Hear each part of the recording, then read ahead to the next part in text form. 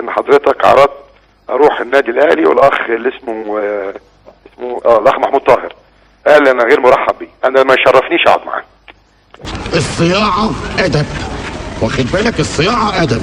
فانا بقول لسيادتك اهو منعا لهذا الاحتقان، انا هبعت بكره حد يسحب الشكوى بتاعت هذا الاهلي. يا جدع الله العظيم مالكش حق. ازاي؟ لماذا قمنا بالثورة؟ أنا لا أعلم لماذا قمنا بالثورة. أنا كنت في الحمام ساعتها.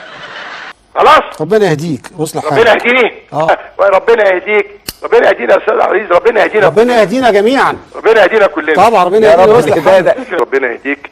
واضح ان دعوته استجابت وربنا هداني فعلا يعني.